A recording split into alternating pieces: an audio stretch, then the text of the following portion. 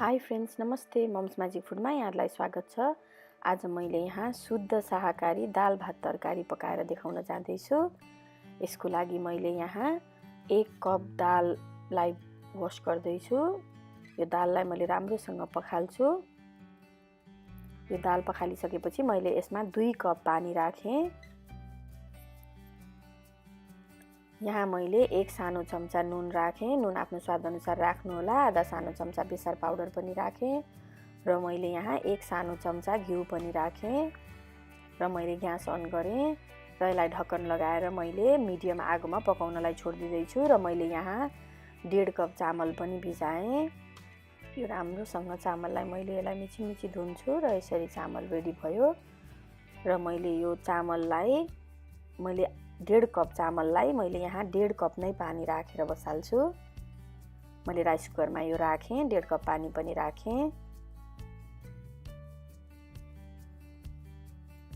ढक्कन लगाएर यसलाई पकाउन छोडिदिन्छु यो कुक बटन प्रेस गरेर। र अब यहाँ मैले तरकारी बनाउनको लागि मैले सिमी लिएको छु। सिमीलाई मैले यसरी यो सेपमा काटेँ। यसरी बीचबाट काट्यो भने सिमीमा भित्र नुन पस्छ अनि मिठो हुन्छ।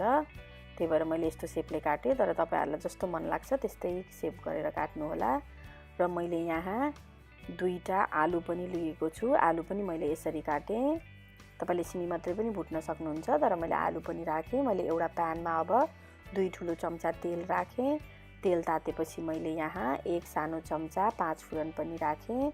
यसलाई हल्का रातो भएपछि मैले यहाँ 1 ठुलो चम्चा थिचेर राखेको अदुवा पनि राखेँ। मैले अदुवा राखेपछि मैले 2टा खुर्सानी पनि राखेँ। खुर्सानी आफ्नो स्वाद अनुसार राख्नु होला। मैले यहाँ लसुन नराखेको, शुद्ध बनाउने भएर लसुन नराखेको। अब यतिको रातो रातो भएपछि मैले यहाँ 1 सानो चम्चा नुन राखेँ। तपाईले स्वाद अनुसार नुन राख्नु होला। आधा सानो चम्चा बेसार पाउडर राखेँ र 1 सानो चम्चा धनिया जिराको पाउडर पनि राखेँ र मैले यसलाई हल्का चलाउँछु। यसलाई धेरै डढाल्ने हैन, आगो सानो राख्नु होला। र यो यतिको हल्का फुरेपछि मैले यसमा आलु राखिदिहालेँ। आलु मैले एकछिन चलाउँछु। धेरै बेर आलु चलाउनु पर्दैन र यतिको आलु हल्का चलाएपछि मैले यसमा अघि काटेर राखेको सिमी पनि एड गरेँ। सिमी राखेपछि मैले यसलाई एकछिन भुट्छु। मैले शुद्ध बनाउने हुनाले प्याज अनि लसुन केही पनि राखेको छैन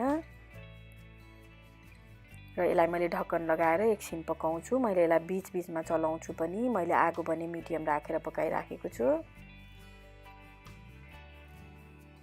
अब यतिको चलाएपछि यो लगभग आधा पाके जस्तो लाग्यो मलाई, तर मैले एकछिन ढक्कन लगाएर यसलाई पकाउँछु र यो हाफ पाके जस्तो भएपछि मैले यसमा टमाटर पनि राखेँ। एउटा सानो टमाटर। कसैले टमाटर पनि खानुहुन्न भने टमाटर एड नगर्नु होला। टमाटरको सट्टा 1-2 स्पुन पानी राखेर फेरि ढक्कन लगाएर यसलाई पकाउनु होला। र यो लगभग टमाटर पनि गल्यो र फुटेर मैले यस्तो देखियो। यो रेडी पनि जस्तो भइसक्यो। ल यो खानको लागि सिमीको तरकारी रेडी भइसक्यो। अब भने मैले यहाँ दाललाई चेक गर्दैछु। दाल 3-4 सिटी लाग्यो। मैले एकछिन छोडिदिएर मैले यो ढक्कन खोलेँ र हाम्रो दाल पनि पाकेर रेडी भइसक्यो छ। मैले अब यो दाललाई झान्नको लागि एउटा सानो प्यान लिएँ। प्यानमा मैले 1 सानो चम्चा घिउ पनि राखेँ। 1 सानो चम्चा घिउ राखेपछि मैले 1 सानो चम्चा जिरा राखेँ। जिरा हल्का रातो भएपछि मैले यहाँ मसिनो गराएर काटेर राखेको अदुवा राखेँ र अदुवा हल्का रातो भएपछि मैले यसलाई झान्न जाँदैछु। मैले यसरी झाने यसलाई र यो दाल पनि हाम्रो रेडी भइसक्यो। अब मैले साग बनाएर देखाउन जाँदैछु। सागको लागि मैले यहाँ 1 चम्चा तेल राखेँ। त्यसपछि मैले यहाँ 1 सानो चम्चा जिरा पनि राखेँ। त्यसपछि मैले यहाँ खुर्सानी पनि एड गरेँ। अब मैले यहाँ सागलाई राम्रोसँग धोएर राखेको यो सागलाई पनि मैले यहाँ पकाउनलाई यसरी राखेँ र मैले यसमा आधा सानो चम्चा नुन पनि राखेँ। नुन आफ्नो स्वाद अनुसार राख्नु होला। र मैले अब ग्यासलाई ठुलो बनाएर यसलाई एकैछिन यसरी चलाउँदैछु। सागबाट धेरै नै पानी आउँछ त्यही भएर आगो ठुलो बनाएर राख्ने। एकछिन यसरी यसलाई चलाइसकेँ मैले। चलाएपछि यसबाट धेरै नै पानी आउँछ। मैले त्यही पनि ढक्कन लगाएर एकैछिन यसलाई पकाउँदैछु। 2 मिनट जस्तो ढक्कन लगाएपछि यो साग गलिसक्यो र पानी एकदमै धेरै आएको छ र यो मैले पानी सुकाउनको लागि यत्तिकै छोडिदिँदैछु। मैले सागलाई धेरै बेर पकाउँदिनँ। यसको लगभग अलिअलि पानी सुकेपछि मैले ग्यास बन्द गर्छु।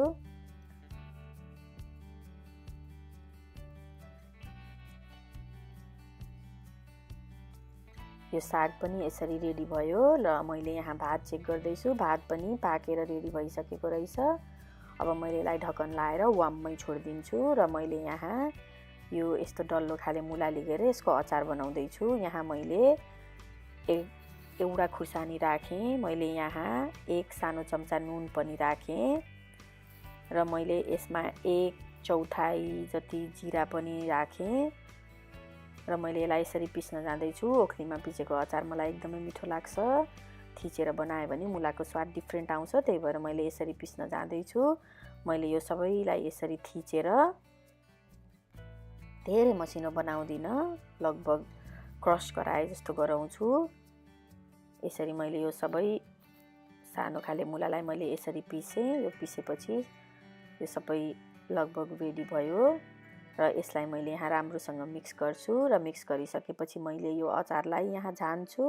मैले सानो प्यान लिएर यसमा 1 ठुलो चम्चा तेल राखेँ। तेल हल्का तातेपछि मैले आधा चम्चा मेथीको दाना राखेँ। मेथी रातो रातो भइसकेपछि मैले यो अचार झान्न जाँदैछु। मैले यसमा बेसार राख्दिनँ किनभने यसको रातो रङ एकदमै राम्रो देखिन्छ। मैले 1 चम्चा कागतीको रस पनि यसमा राखेँ। कागतीको रस राखिसकेपछि मैले यो सबै मिक्स गर्छु। मिक्स गरेपछि हेर्नु त यो अचार पनि रेडी भयो। मैले यहाँ यसरी सर्भ गरेँ। तपाईले पनि यसरी नै बनाएर खानुहोला। हाम्रो च्यानललाई लाइक, कमेन्ट र सब्स्क्राइब पनि गरिदिनु होला। Thank you.